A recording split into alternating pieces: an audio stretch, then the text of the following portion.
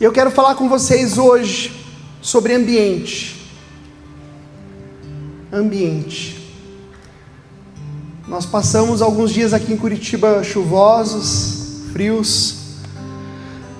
Dá para ver aqui pelas cadeiras que alguns se assustaram, acharam que ia cair um dilúvio hoje à noite, de repente.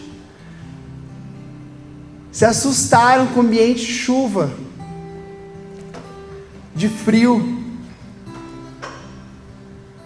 Talvez alguém se assustou pela estação que a gente está passando. Chegamos aqui hoje em frente à igreja e tinha um mar de folhas aqui na frente ali. Não sei se alguém viu. A árvore estava cheia esses dias. Agora o chão estava cheio. Agora já limparam também. Graças a Deus. E o ambiente é algo que se muda. Tem dias que são muito bons. E tem dia que não é tão bom assim. Tem fases, tem etapas, tem momentos que são diferentes. Quem é que, como eu, gostaria que todos os dias fossem dias perfeitos? Eu gostaria. Mas o ambiente em que nós estamos, ele nos impacta de maneira direta. Quem aqui estava feliz e de repente aquele dia maravilhoso chegou em casa e uma notícia deu uma azedada no teu coração? Eu sei que já, eu também. Ambiente. Quem aqui por outro lado estava triste e aí recebeu um presente, recebeu uma palavra, recebeu um abraço? Talvez você estava num domingo terrível depois de uma semana daquelas. E você entrou por essa porta e você não sabe nem explicar, mas uma alegria veio ao teu coração. Ambiente. Eu me lembro uma vez, eu fui uma vez até hoje só na Ilha do Mel. Tenho vontade de voltar lá. Mas eu me lembro que algo que me chocou muito. Eu não estou falando que sempre seja assim, mas eu sei que no dia que eu fui, eu fiquei lá 3 ou 4 dias com amigos, irmãos da igreja inclusive. E eu me lembro que eu fui impactado por um ambiente espiritual extremamente pesado. Tinha sol. Quem já foi lá? A praia é bonita. Achei legal demais. As pessoas, meus amigos, irmãos, montamos as barracas lá. Nunca tinha ficado numa barraca. Tomei chuva na barraca. Aquelas coisas de gurizão, não sabia nem montar uma barraca direito. Naturalmente estava tudo 10, mas eu senti um ambiente espiritual fechado naquele lugar. Como eu disse, eu não sei dizer se lá é sempre assim, eu acho que não, mas eu sei que eu senti que o ambiente naquele local havia sido gerado um ambiente pesado, um ambiente difícil. Porque ambiente é assim. Ambiente não é algo fixo. Ambiente é algo que nós geramos. Ambiente é semeado e ambiente é colhido. Quer ver? Chega o marido em casa cansado do trabalho. Chega em casa, abre a porta, querendo aqueles 10 minutos sagrados no sofá. E a mulher metralha os 10 problemas que ela teve durante o dia pedindo ajuda para ele. Não vou nem perguntar quem passou ou já está passando por isso aqui. Não estou criticando, viu, irmãs, que vocês estão no sufoco. Às vezes na pressão a gente chega, você tem que compartilhar, teu marido está certinho.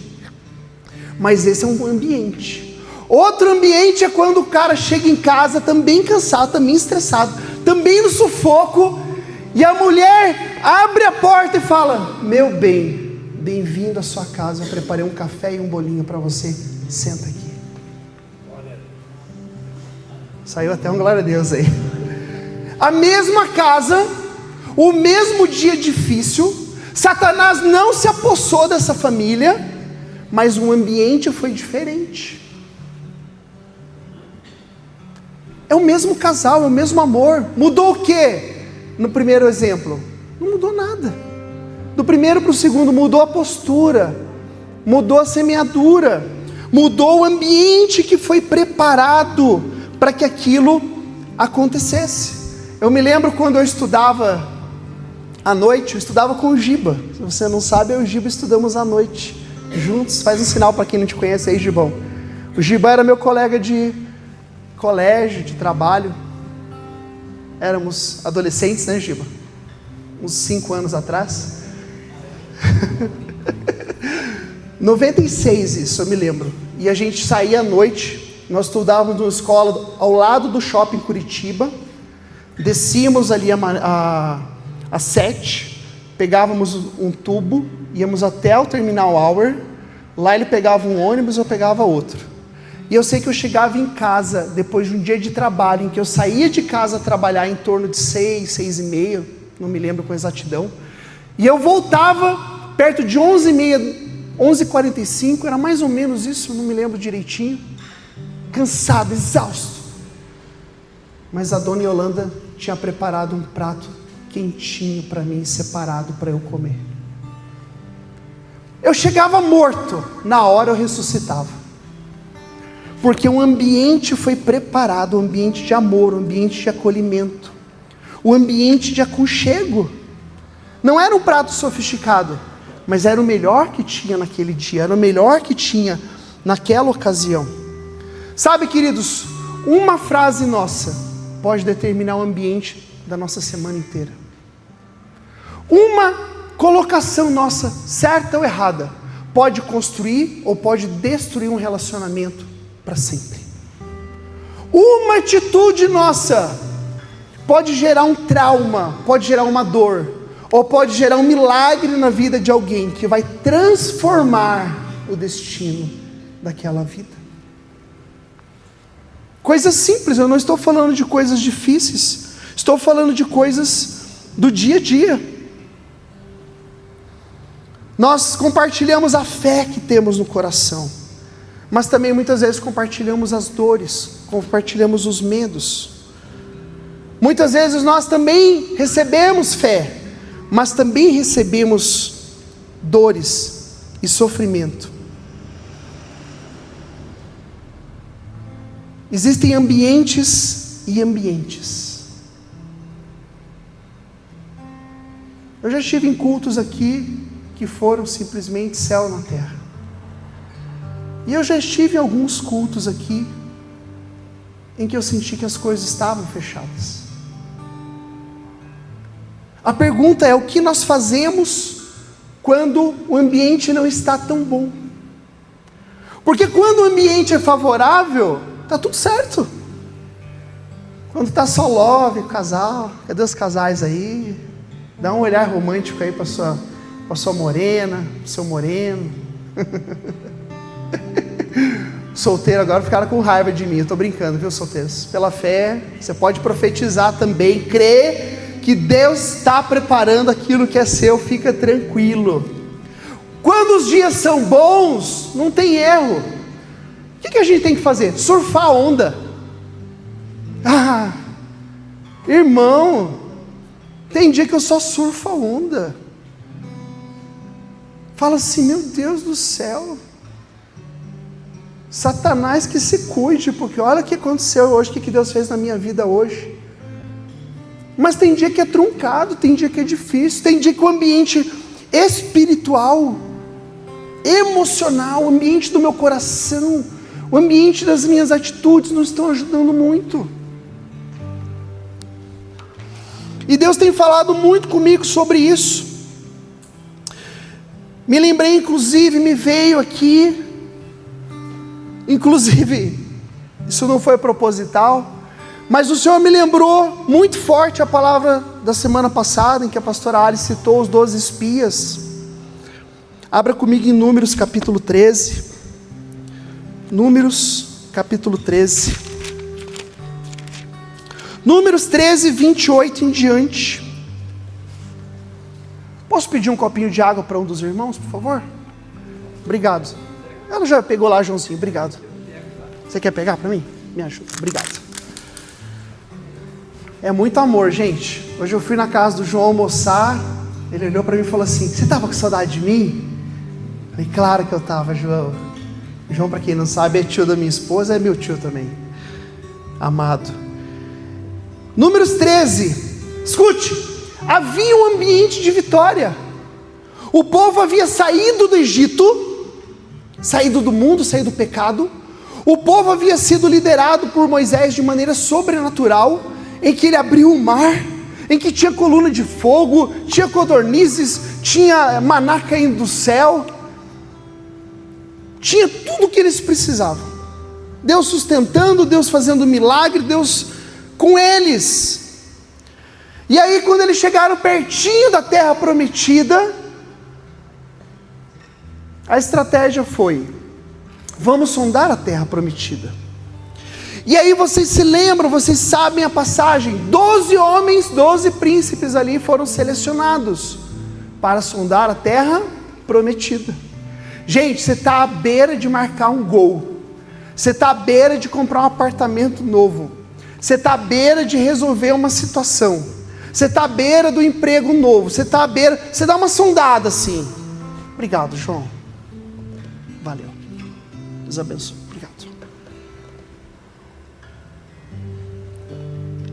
Você está à beira de uma resposta, e você vai dar uma olhada, você vai dar uma conferida. Era isso que estava acontecendo. E aí o que esse texto nos diz aqui, no capítulo 13, do versículo 28 em diante? Que 10 dos espias foram, olharam e temeram. Mas o povo diz aqui, olha o que eles falaram: o povo de lá é poderoso, e as cidades são muito grandes e fortificadas. Também vimos lá os descendentes de Anak, os amalequitas que vivem no sul, na terra do Negueb, enquanto os heteus, jebuseus, amorreus vivem na zona montanhosa, e os cananeus moram no litoral e no vale do Jordão. 10 deles viram que a terra era maravilhosa, mas 10 deles temeram. 10 deles, a Bíblia diz lá em Hebreus, 10 deles não tiveram fé para vencer os inimigos. E a palavra desses 10 contaminou o povo de Israel. Você imagina, você passando por vitória atrás de vitória, e uma palavra, um relato, um testemunho, uma dúvida, um medo de alguém incendiar o coração. Você já passou por isso na sua vida? Você ia fazer alguma coisa, você ia dar um passo de fé, sei lá, você comprar, de repente, vou dar um exemplo aqui, você ia comprar um carro, aí você foi compartilhar com alguém assim, alguém falou assim: mas como é que você vai pagar o IPVA? Pô, você está entrando na terra da tua promessa, o que importa o IPVA? Fala assim: olha, eu vou fazer vestibular, estudei, me preparei, vou entrar. Alguém fala assim: mas é difícil, é muita concorrência. O que isso faz com o nosso coração? A Bíblia diz que o coração de Israel derreteu. Você já teve teu coração derretido? Você fala assim: pô, estava indo tão bem, nossa, estava tão legal, nossa, eu vi milagres, nossa, eu vi Deus com a gente, eu vi Deus com a minha esposa, eu vi Deus nessa causa, eu vi Deus na igreja, eu vi. E alguém fala alguma coisa.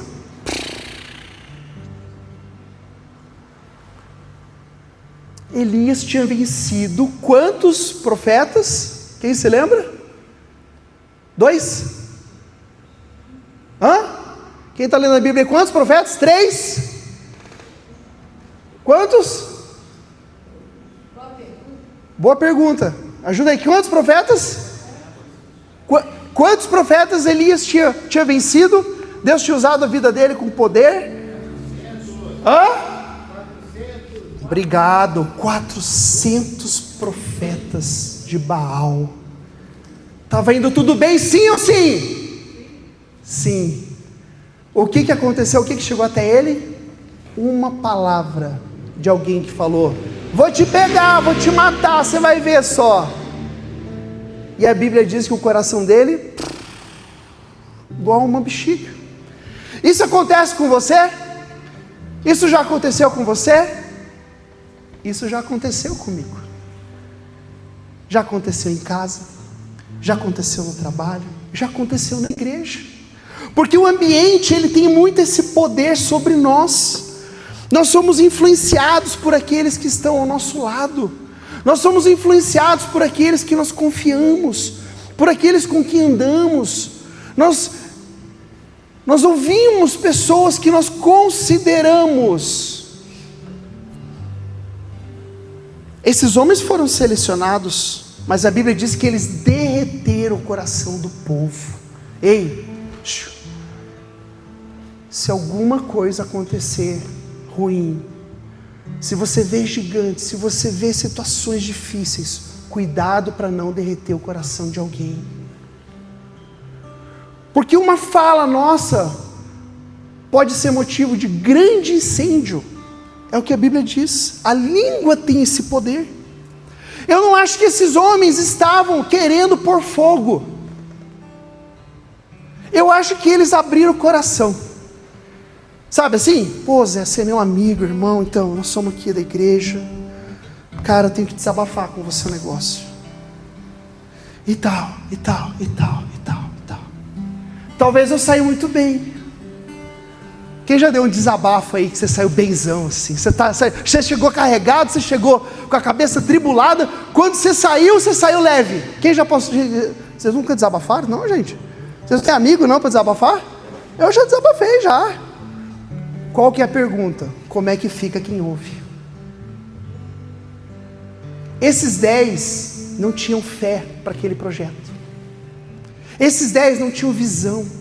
Esses 10 não estavam na confiança de que Deus faria, independente do tamanho dos gigantes, independente dos problemas, independente das fortalezas que haviam lá. E uma palavra trouxe grande prejuízo.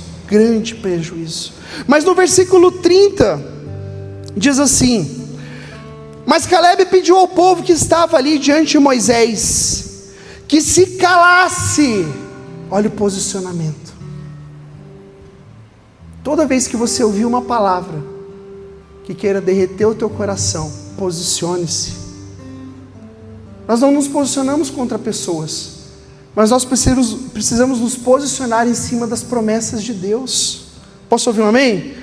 As promessas de Deus não dependem do tamanho dos gigantes, não dependem do tamanho das muralhas. Ele se posicionou e disse: vamos partir e tomar a terra, porque é certo que vamos conquistá-la. Eu achei que você ia dar um amém agora. Vamos partir, vamos para cima. Tem gigante, tem. Bem-vindo ao campo da fé. Irmãos, a concorrência não precisa de fé.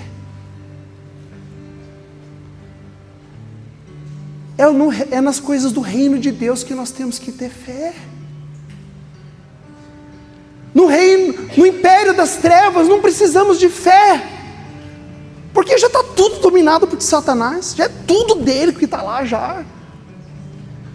Mas para sermos homens e mulheres de Deus de verdade, nós precisamos enxergar o que Deus quer fazer e trazer e criar e gerar um ambiente que traga os milagres que nós estamos buscando.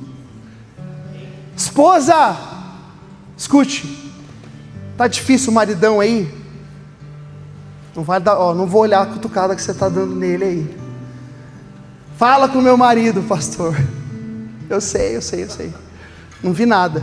Aqui a gente vê cada coisa aqui de cima, umas bicudas assim às vezes, mas tudo bem. Que tal trabalhar o ambiente dentro da tua casa um pouco mais? Tá difícil lá na empresa, não sai a promoção, não sai o reconhecimento, pelo contrário, é só pressão, é só tormento, é só notícia ruim, é só gente chegando e falando: você está sabendo que vão aumentar a lista de corte? Você está sabendo que vão cortar 3.000 vagas aqui do nosso grupo? O que isso faz? Desespero. Ai meu Deus do céu, tenho conta para pagar, tenho boleto, tenho filho, tenho mulher, tenho aluguel, tenho prestação da casa. Meu Deus, meu Deus, meu Deus. E daí que estão cortando? Se Deus é conosco, quem será contra nós? Se Deus permitir que você saia de lá, é porque essa não era a terra da tua promessa. A tua promessa Deus cumprirá. Não tenha medo, mas não se permita ser inflamado, incendiado, ter teu coração derretido por notícias. Notícias. No versículo 31, os caras continuam batendo boca. Não, nós não podemos lutar, eles são muito grandes e tal. E diz aqui o 32, espalharam as notícias. Espalharam as notícias negativas. Espalharam as notícias negativas. Sabe como é que foi isso daqui? Eu imagino a seguinte cena. Estavam os 12 escondidinhos andando na terra prometida. Um deles falou, não vai dar para nós. E aí quando essa palavra encontrou um outro terreno que estava com medo, que estava com dúvida, ela encontrou abrigo. E outro, e outro, e outro, e outro, e de repente eram 10. E a pergunta que eu tenho, igreja, para nós hoje é, nós vamos fazer parte dos 10? Ou nós vamos fazer parte dos 2? Porque além de Caleb, Josué também se levantou. E a Bíblia diz que os únicos que entraram na terra da promessa foram Caleb e Josué. Assim é a fé. Escuta, a fé não é para todo mundo. Ela é assim, ela é aberta, ela está disponível para mim, para você, para todos nós. Porém a fé vai exigir um olhar diferente. Nós nunca estivemos num tempo de tanto divórcio, inclusive dentro das igrejas. O número de divórcios hoje dentro das igrejas evangélicas é quase igual o número de divórcio fora, de pessoas que nem no evangelho estão.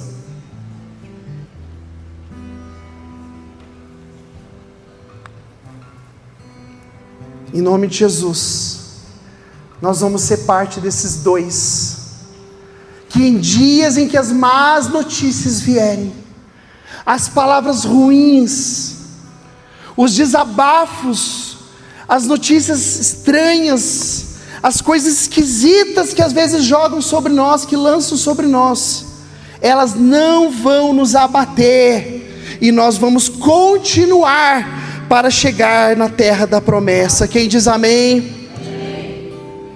Oh querido, capítulo 14, versículo 1, o povo começou a chorar.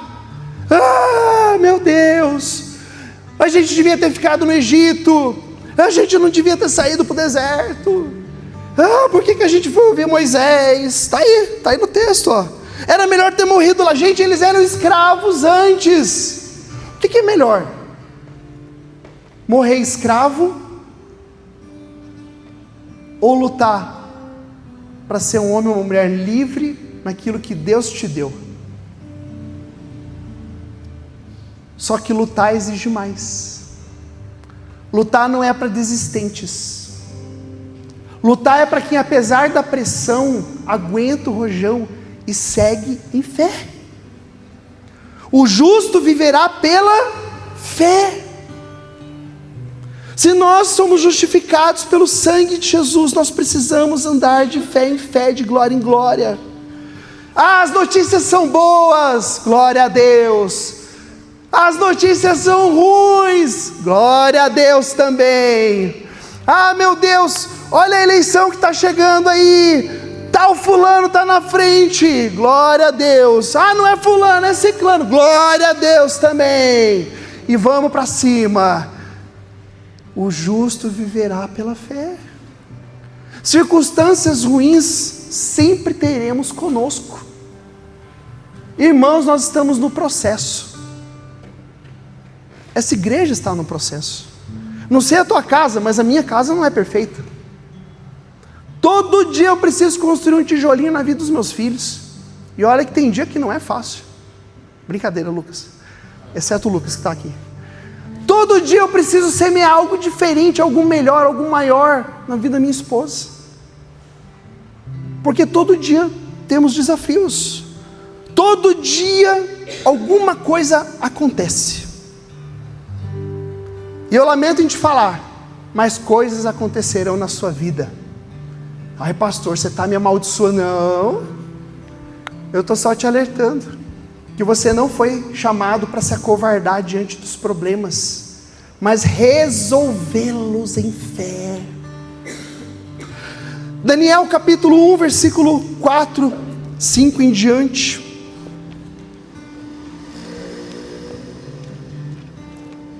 Daniel, capítulo 1, versículo 4, 5 em diante.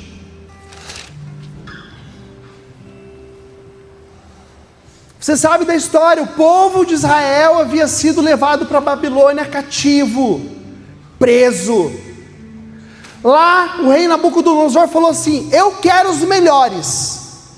Separe os melhores jovens, os mais inteligentes, os mais bonitos, os tops desse povo.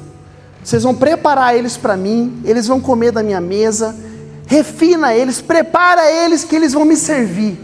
Vai ser aqui minha tropa de elite aqui. Eu vou ter uma elite dos meus escravos. Esse era o contexto. Só que Daniel era um cara diferente. Diz o versículo 4 assim: eles deveriam aprender a língua, os costumes e a ciência dos caldeus. Escolha rapazes fortes, olha aí, sem defeitos físicos, com boa saúde, de boa aparência, disse o rei. Eles devem ter boa instrução, boa cultura geral e ser capacitados para viverem no palácio real. Ou seja, a nata. O próprio rei escolheu a comida que deveria ser dada para os jovens. Tudo de bom e do melhor. Tudo de bom e do melhor. Da própria despensa do rei, vinhos e carnes. Eles deveriam se alimentar dessa comida por 3 anos. Quando terminasse o treinamento, passariam a servir o rei. Versículo 8. Daniel, porém, decidiu firmemente que nunca iria comer da comida ou beber dos vinhos que o rei tinha dado a eles, porque eram coisas proibidas para os judeus. O ambiente era um ambiente em que tudo podia, estava disponível o melhor desse mundo. Mas Daniel disse: eu sou separado, eu não vou comer desta mesa. Escute, irmãos, talvez seja a coisa mais importante que eu vou falar para você hoje, talvez. Queria que você prestasse muita atenção agora. Nos últimos 10 anos, talvez, uma mensagem muito importante da igreja, um entendimento muito importante da igreja, é a palavra sobre a mesa. A mesa da comunhão, estar juntos, comungar, conversar, dialogar, compartilhar a palavra juntos, sentar, receber, ir na casa de alguém. Isso é uma bênção em muitos contextos. Mas escute, nem toda mesa é para os filhos de Deus. Nem toda mesa é santa. Não é porque é uma iguaria, não é porque é bonito, não é porque todo mundo está fazendo, que é de Deus. Cuidado com as mesas que você participa. Cuidado com as rodas. Cuidado com o ambiente que você frequenta. E às vezes nós falamos assim e pensamos: não, mas eu não vou no bar, eu não vou lá no prostíbulo, eu não vou. Cuidado com as mesas daqui.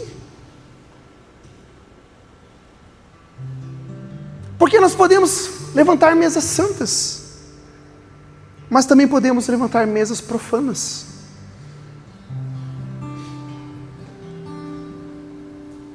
Cuidado! Daniel foi muito firme. Disso eu não vou participar. Isso aqui não é de Deus. Vocês podem tudo comer, mas pode me matar. Veja aí. Eu prefiro morrer do que comer dessa mesa. Eu não tenho coragem de perguntar se eu tenho Daniel aqui. Não é porque eu duvido de você, é porque eu duvido de mim. Tem coisas que parecem boas. Você acha que tinha coisa ruim nessa mesa?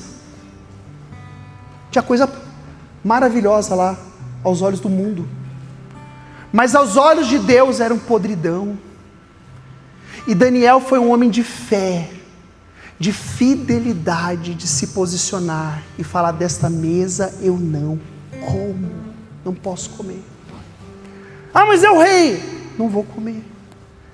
E a Bíblia diz que Deus foi tão fiel com ele, que depois de um tempo, você sabe aqui a história, ele com uma alimentação diferente, ele e seus amigos aí, olha o amigo que edifica o amigo, foram encontrados os mais sábios, os mais fortes, os melhores dentre todos. Escute, cuidado com a comida que você come, porque tem comida que adoece, tem comida que apodrece o nosso coração, tem comida que traz tristeza, tem comida que rouba a nossa fé. A pergunta é: por que você come dessas comidas? Se você não come, não ouça isso. Mas se você tem comido de comidas erradas, por que você come disso? Se existe um manjar celestial, se existe a ceia do Senhor, se existe santidade,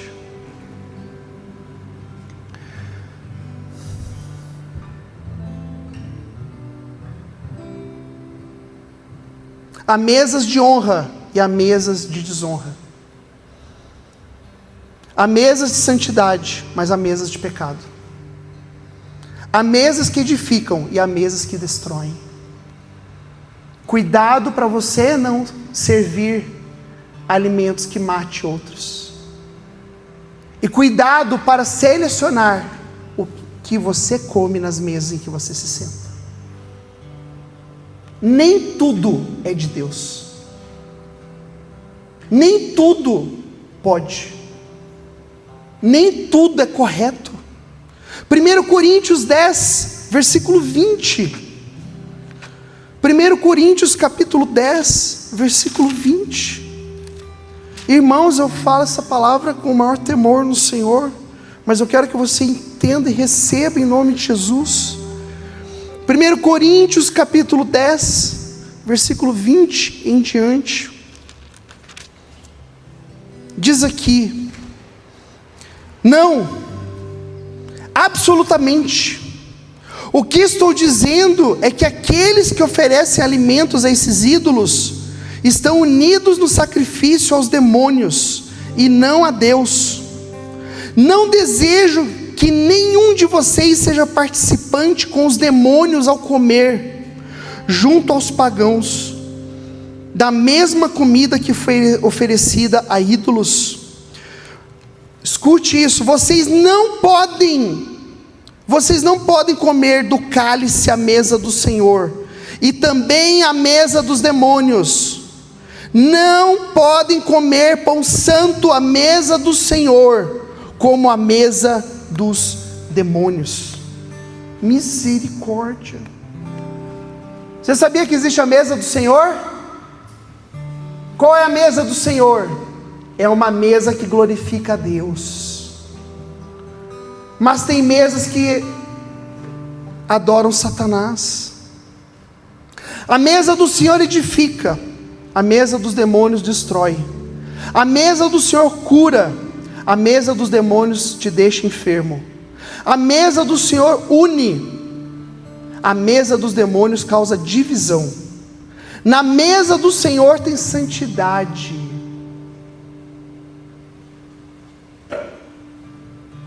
Quando você se senta à mesa com alguém, você fala das coisas de Deus? Queria que você refletisse sobre isso. Na mesa do Senhor tem santidade. Na mesa dos demônios tem pecado. Na mesa do Senhor tem paz. Na mesa dos demônios tem briga. Na mesa do Senhor tem honra. Na mesa dos demônios tem mentira e fofoca. Há mesas e mesas. Nem toda mesa é bendita, é abençoada. Selecione as suas mesas. Selecione com quem você se senta. Selecione o que você come. Selecione o que você ouve. Selecione o que você fala. Provérbios capítulo 16, versículo 28. O homem perverso espalha contendas, e o difamador separa os maiores amigos.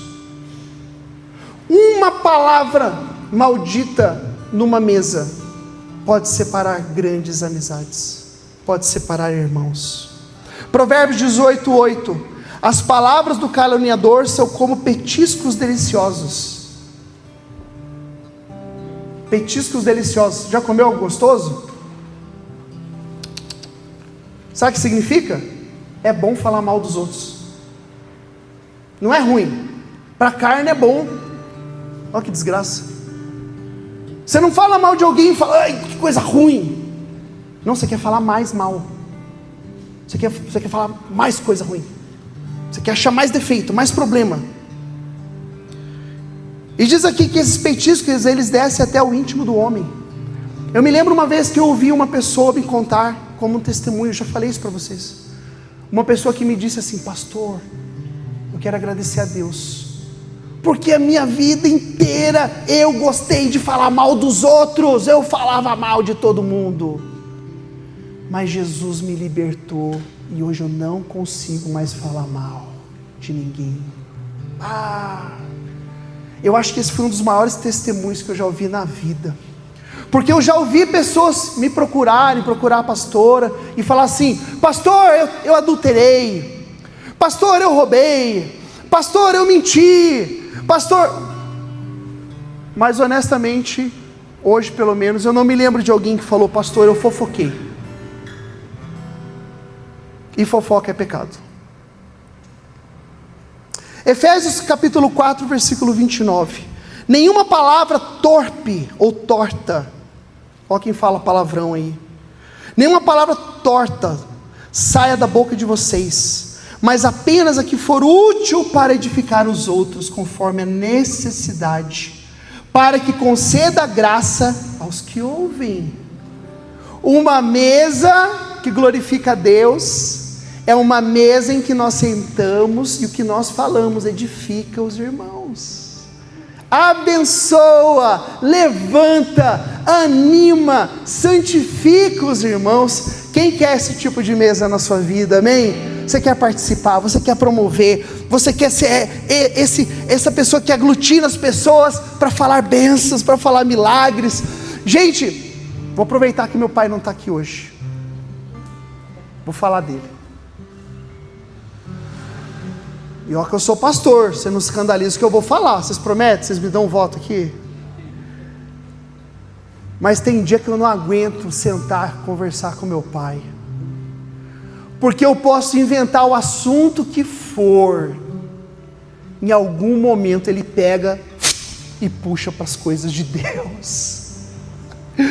Às vezes você quer falar, sei lá, de futebol, você quer falar do carro, você quer falar de pesca, você quer falar do avião, do navio, você quer falar da grama, você quer falar sei lá do que, do microfone.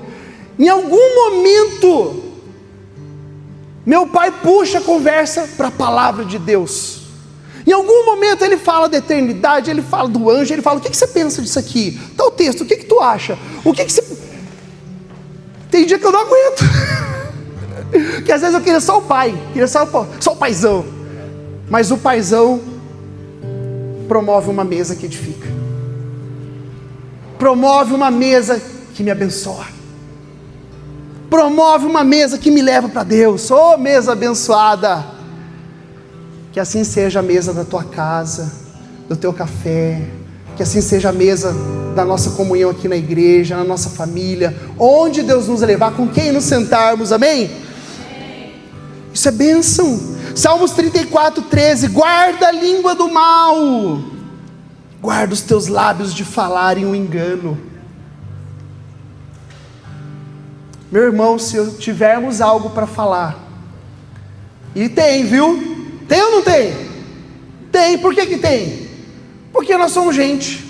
Ô bichinho complicado. Só Deus para amar mesmo. Só Deus para ter misericórdia de nós. Tem. Nós somos difíceis. Não estou falando de vocês, estou falando de mim. Gente, eu sou difícil, que vocês não sabem. O José falou assim: não, pastor, mas tem uma cara de bonzinho e tal. Ele que não sabe. Pergunta para os meus filhos, para minha esposa aí. Tem que segurar minha língua também. Tem que segurar a carne. Porque nós todos vivemos num corpo carnal. E se nós descermos um pouquinho do espírito, nós paramos de ser homens e mulheres espirituais e andamos na carne como homens e mulheres carnais. Uma mesa dessa de demônios é uma mesa de homens e mulheres carnais que estão na carne. Isto está errado. Tiago 1:26. Se alguém se considera religioso, quem se considera religioso aqui? Não tem medo não. Ai, eu não sou. É assim, senão você não estava na igreja. Levanta a mão aí. Quem se considera. Não. Eles acham que eles são o quê? Astronautas? Não. Quem se considera religioso, eu e você. O que diz aqui? Mas não refreia a língua. O que é refrear a língua? É quando aquela coçadinha que você vai falar de alguém, você vai falar alguma coisa, você vai enfiar uma treta no meio, você vai trazer uma dúvida, você vai trazer um problema, isso é refrear a língua. Só que aqui está falando, se alguém se considera religioso, mas não refreia, não freia a língua, fala o que quer. Você sabe o que eu estou falando, né? Todo mundo aqui já falou o que quis. Sim ou sim? Eu já, gente. Desculpa, mas eu preciso confessar meu pecado. Essa palavra é para mim também. Se alguém não refreia a sua língua, engana-se a si mesmo. Sua religião não tem valor algum.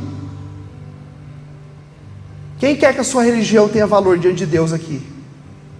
Refreia a sua língua em nome de Jesus. Porque a própria Bíblia diz que a língua é como fogo. Você lança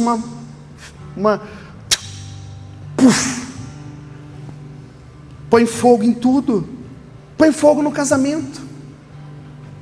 Eu já conheço histórias. O casal era feliz, o casal era bênção. Uma palavra errada. Escute. Uma palavra errada. O outro saiu de casa e no mesmo dia adulterou. Não estou dizendo que a palavra dá o direito de ir lá e adulterar. Mas uma palavra pode destruir muita coisa. Uma palavra maldita pode tirar pessoas dos caminhos de Deus.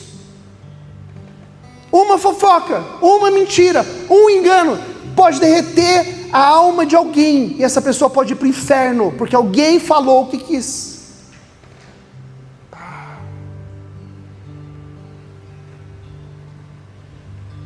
Meu Deus do céu. Eu acho que a gente devia todo mundo se jogar no chão agora e chorar até amanhã.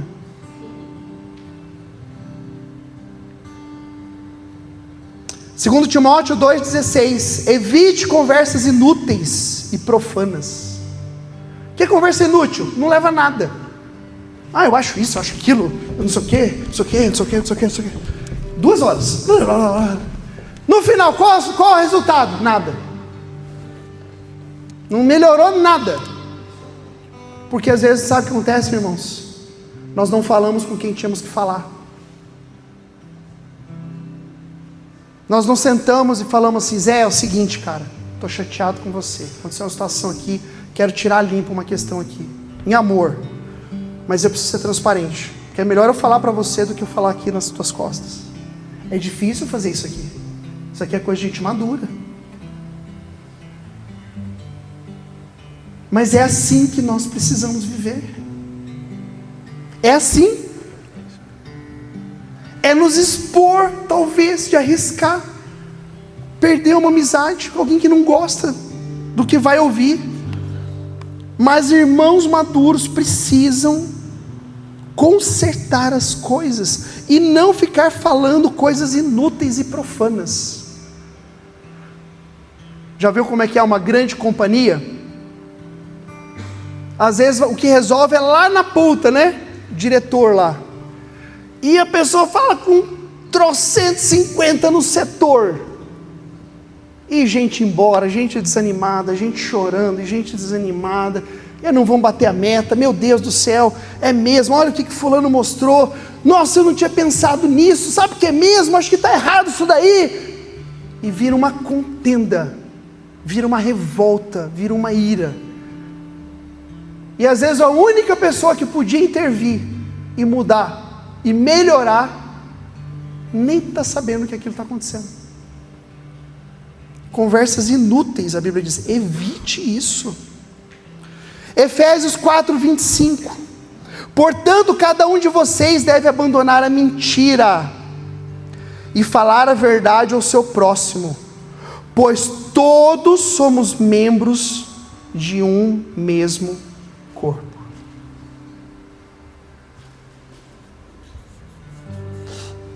Cada um de vocês deve abandonar a mentira.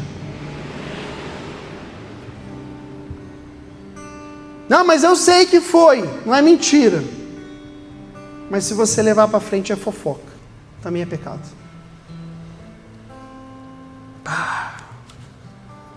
Meu Deus, eu tenho tanto para compartilhar com vocês. Eu acho que eu vou precisar deixar para uma próxima oportunidade. Mas eu vou terminar esta mensagem com 2 textos para a igreja. Mateus capítulo 13, versículo 58. Vocês me dão mais uns minutos? Ninguém vai ficar ofendido, chateado eu quebrar um pouquinho o horário, tudo bem? Se você precisar ir embora, prometo que eu não vou falar mal de você, tá bom? Mateus capítulo 13, versículo 58. Mateus 13, 58.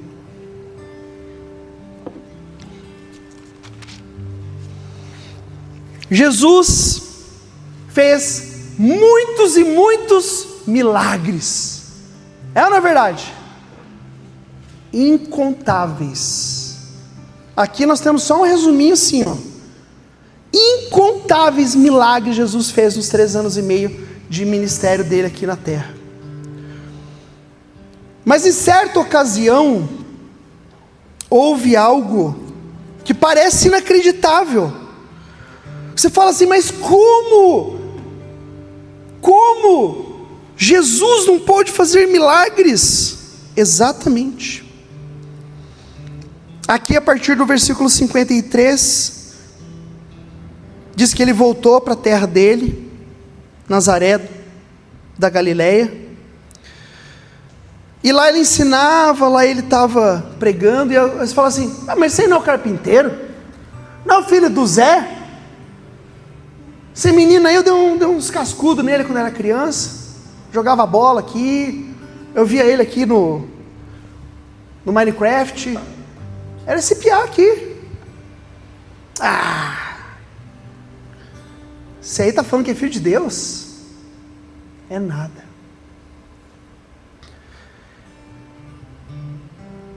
E a Bíblia diz ali no versículo 57, que eles ficaram escandalizados com Jesus. Então Jesus lhe disse, um profeta é prestigiado em toda parte, menos na sua própria terra e entre o seu próprio povo. Meu Deus do céu. E por causa disso, ele só fez ali uns poucos milagres, por causa da falta de fé daquelas pessoas. Onde as pessoas mais deveriam reconhecer Jesus, que só mesmo aquele que eles conheceram como um garoto, um jovem, um homem depois, e ter feito, e ter o currículo dele, a vida, a história, só poderia ser o Filho de Deus. Exatamente foi quem desonrou e não creu. Não foram os distantes, foram os de perto. Ei, cuidado para você não desprezar a unção de quem está perto.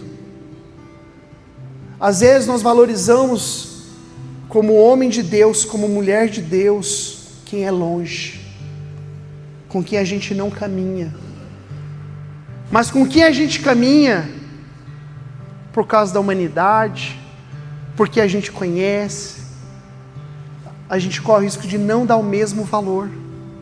E nos tornarmos, diz aqui, um povo incrédulo. O ambiente ali era um ambiente perfeito para Jesus fazer mais milagres do que nunca. Foi onde ele menos fez. Misericórdia. O ambiente cheio de incredulidade atrapalha o agir de Deus.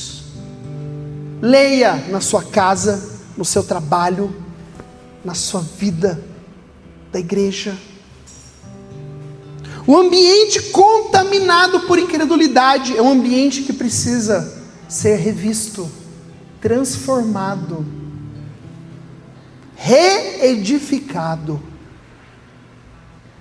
Porque nós não podemos ser dos que duvidam, nós precisamos ser dos que creem. Quem diz amém? Eu não sei você, mas eu tenho uma decisão na minha vida. Eu vou ser alguém que crê apesar das circunstâncias. E eu quero animar você a olhar a vida dessa maneira.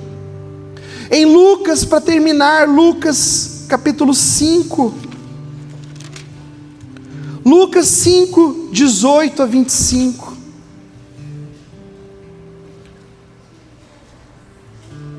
Jesus estava ali com o GC dele. Talvez a gente possa ler aqui, quem sabe a pequena igreja ali, aquele pequeno grupo que ele estava pastoreando, estava pregando, estava ensinando, estava doutrinando. Jesus estava ali naquela casa, cumprindo a obra, a casa estava cheia, e a Bíblia diz que, de repente, os caras quebraram o telhado assim. Você imagina a cena? Imagina alguém aqui, no meio do nada nós estamos aqui, de repente alguém arranca essa cobertura aqui, ó, puf, puf, arranca, salão cheio, tudo cheio, ninguém anda, ninguém sai, tão cheio aqui, e de repente começa a descer um cara com umas cordas assim, uma maca, o cara paralítico descendo. Imagina essa cena, descendo aqui. Foi isso que aconteceu. Os amigos não ficaram murmurando porque ele era paralítico, Zé. Os amigos não ficaram vendo defeito ou culpando ele. Ah, ele deve ter pecado, ele é um pecador, é um desgraçado. Não. Eles carregaram o amigo nas costas e desceram ele, diz esse texto.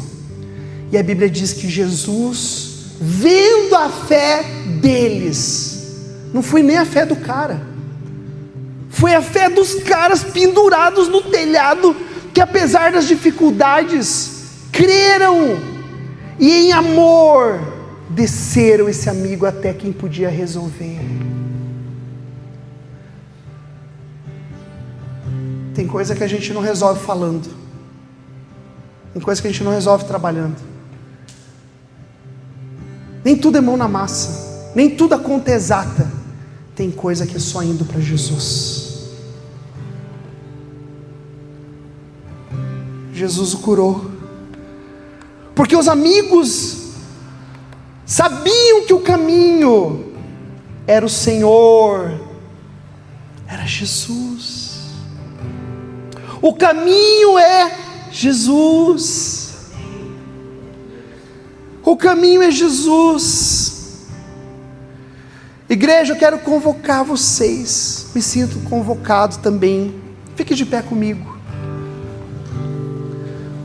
1 Coríntios capítulo 13, versículo 13. Eu quero falar algo aqui para você, e quero pedir para você gravar em seu coração, porque esta é uma palavra que Deus deu a esta igreja, antes de qualquer coisa que existir. E nós temos aqui, na igreja eu acredito, uma decisão de andarmos desta maneira. É assim que nós devemos andar, porque é assim que o Senhor nos orientou. E se Ele não mudar essa instrução, nós não mudaremos isso. Se Ele mudar um dia, nós mudaremos, porque a igreja é dEle, Ele faz o que Ele quiser. Mas até lá, guarde em seu coração. Está aqui em 1 Coríntios capítulo 13, versículo 13. Está ali na placa, lá na frente da igreja. Está aqui, olha. Fé, esperança e amor. Não foi um slogan bonitinho que nós fomos buscar. Não foi algo da Bíblia para embasar a igreja. Foi uma palavra que Deus deu. E eu quero te animar a guardar isso. Nós precisamos andar, diz assim o texto: assim permanecem agora estes três: a fé, a esperança e o amor. Irmãos, vamos crescer em fé. Dos 12, só 2 tiveram fé. 10 morreram no deserto. Não seja parte desses 10, em nome de Jesus. Esperança. Nossa esperança é Cristo. Esperança da salvação, esperança da vida eterna. Esperamos do Senhor. Não espera muito dos homens não, viu? A gente falha.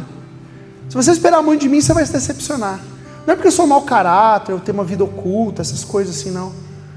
Mas é porque a gente é humano. Entendeu? A gente não consegue fazer tudo, saber tudo, estar em todos os lugares, ter todas as respostas. Por isso que a nossa esperança tem que ser o Senhor. E os irmãos, a gente suporta.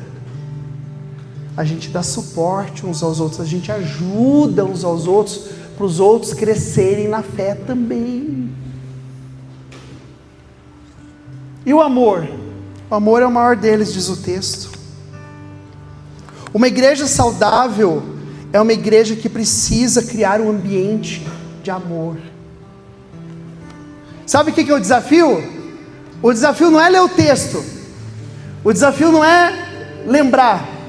O desafio é viver. Porque hora ou outra, alguém vai chutar a tua canela aí do lado aí. Dá uma olhadinha no irmão do lado, dá uma chutinha na canela dele, dá uma chutinha, vai. Vou dar um chute no Zé aqui, só pra te...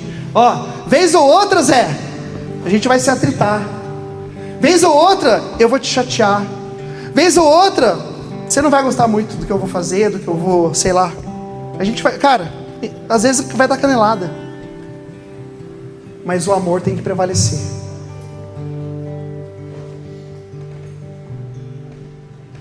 A Bíblia diz: amarás, pois, ao Senhor teu Deus, de toda a tua força e todo o teu entendimento. Você ama Deus? É uma pergunta seríssima. Esse é o resumo do Evangelho. Tudo isso daqui se resume só nisso. Tudo. Amarás o Senhor teu Deus, toda a tua força, todo o teu entendimento. E, semelhantemente, amarás o teu próximo. Dá mais uma olhada aí. Você ama quem está aí do lado? Tem uns que nem querem virar o pescoço. Dá uma olhada aí. Não, dá um giro aí. Tem medo não. Suporta ele, viu? Apesar das caneladas, apesar das pedaladas, ama ele, ama ela. Talvez não esteja ainda na sua maturidade espiritual, mas não deixe de amar, não deixe de crer, não deixe de ajudar, não deixe de ajudar um ao outro. Amar é isso. Amar quando a pessoa só fala amém pra gente é muito fácil. Mas nem sempre vão dizer amém. Nem sempre vai ser do nosso jeito. Nem sempre a coisa flui. Mas nós não podemos perder o amor uns pelos outros. Porque se nós perdermos em algum momento o amor a Deus e o amor um pelo outro, não nos resta nada.